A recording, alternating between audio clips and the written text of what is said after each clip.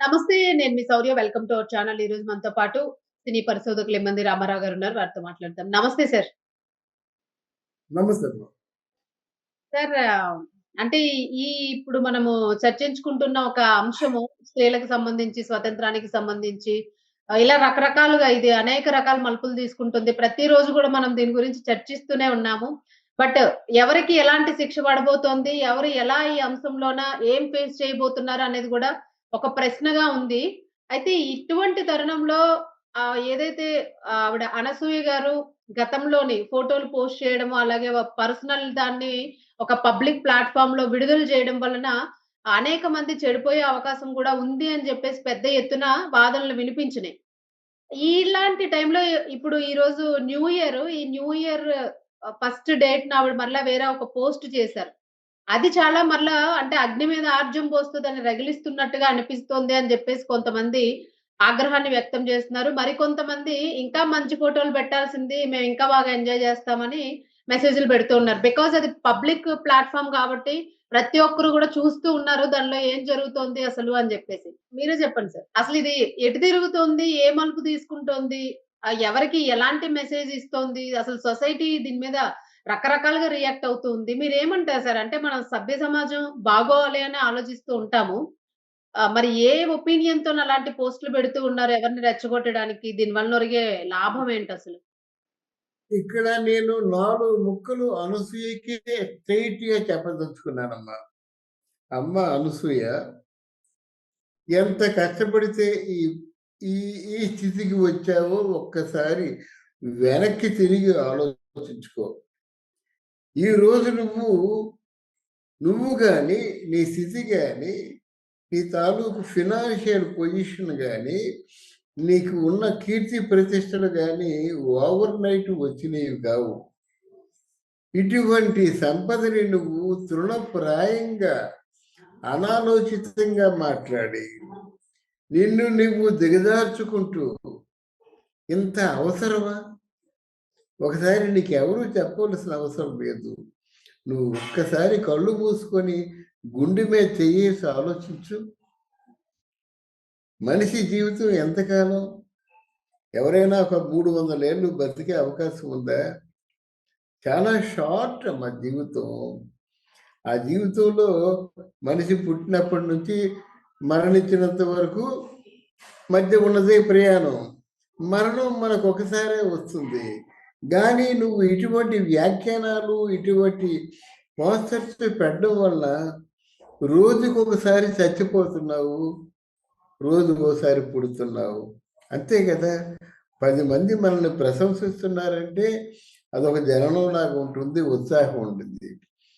లక్షలాది మంది మనల్ని దుమ్మెత్తిపోస్తున్నారంటే అది మరణ సదృశ్యం, మరణంతో సమానం మాట. రోజుకోసారి చచ్చిపోవాల్సిన అవసరం లేదు. జరిగింది జరిగిపోయింది. ఇక ముందైనా సరే నువ్వు కొంచెం ఆవేశం ఉంటుంది. ఆవేశం ఎప్పుడొస్తుంది? నీలో ఆలోచన అన్నది పని చేయకుండా ఉంటేనే వస్తుంది. అదే ఆవేశం. ఆలోచన పని చేస్తే ఆవేశపడరు కదా!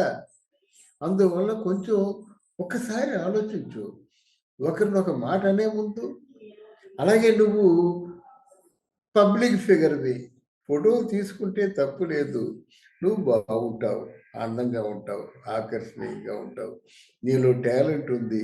తర్వాత ఆ వాగ్దేవి సరస్వతి కటాక్షం కూడా నీకుంది కాబట్టి మంచి చక్కగా పాట పాడగలుగుతావు.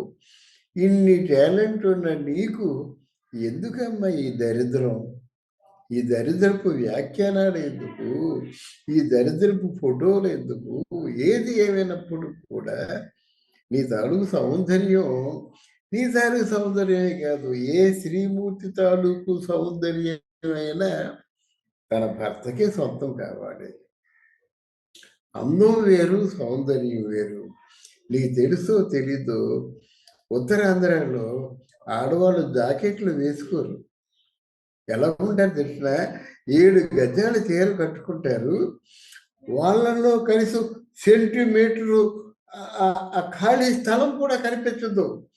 ఎంత అందంగా కట్టుకుంటారంటే ఆ 7 గజాల చీరని కూడా అసలు ఆ కట్టు బొట్టు చూస్తుంటే ఒక అమ్మవారిలాగా ఉంటారు. చేతులెత్తి నమస్కారం చేయాలనిపిస్తుంది అన్నమాట. అటువంటి వాళ్ళు ఉన్నటువంటి మనం, మన ప్రాంతం, మన ఆంధ్రదేశం, ఈ ఆంధ్రదేశపు అందాల్ని నువ్వు చూపిస్తున్న అందాల్ని ప్రపంచం అంతా చూస్తుంది కదా. ఆంధ్ర వాళ్ళంటే మనం హాలీవుడ్లో లేవమ్మా. ఆంధ్ర వాళ్ళంటే ఒక కట్టు బొట్టు పవిత్రత అంతా మంచిది. ఆర్టిస్ట్గా ఉన్నప్పుడు సెట్లో 4 గోళ్ల మధ్య నీ ధర్మం అది. కానీ బయటికి వచ్చిన తర్వాత నా ఇష్టం నేను ఎలా ఉంటానంటే అది ఇప్పుడు నీకు 2 కొడుకులున్నా సరిపోయింది. అదే నీ కూతురు ఇలా చేస్తే నువ్వు సహిస్తావా? ఆలోచించు, ఆవేశపడొద్దు. నేను కేవలం వయసులో పెద్దవాడిగా ఒక సీనియర్ జర్నలిస్ట్గా చెప్తున్నాను. గొడవలకి తెర లేకపోద్దు. ఇక్కడితో ఇది నువ్వు ఆపు చేయకపోయినట్టయితే ఇంకా ఇతరత్ర కార్యక్రమాలు నీ మీద పనిచేస్తాయి. అది ఏమిటో మనకి దగ్గర అయినప్పుడే తెలుస్తుంది. కానీ అటువంటి వాటికి ఇతరత్ర కార్యక్రమాలు అంటే లేదు. లీగల్ ఉంటుంది, పోలీసు ఉంటారు, యాక్షన్ ఉంటుంది.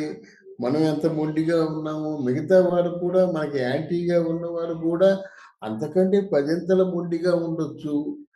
ఇవన్నీ నీకు అవసరమా అని ఆలోచించి తర్వాత దీనికి ఇక్కడితో తెరలేపితే నేను సంతోషిస్తాను. ఈ 2026 నిజంగా మంచి సుఖశాంతులతో ఉండాలని కోరుకుంటున్నాను. థ్యాంక్ యూ అమ్మా. తప్పకుండా సార్. మీకు కూడా నూతన సంవత్సర శుభాకాంక్షలు. థ్యాంక్ యూ అమ్మా. Thank you.